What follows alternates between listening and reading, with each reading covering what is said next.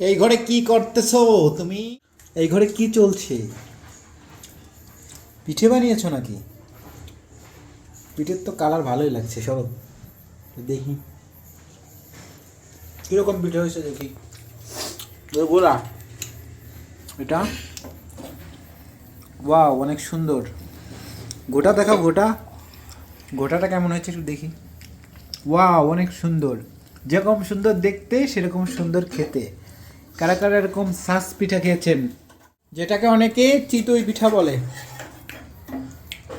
এই যে গরম গরম। আর আর এটা হচ্ছে কচু শাক। বাবা, আমি ল্যাপটপে সাউন্ড বাড়িয়ে দিয়েছি। কথা বলো না। আমি ল্যাপটপে সাউন্ড হ্যাঁ সুন্দর, ঠিক আছে।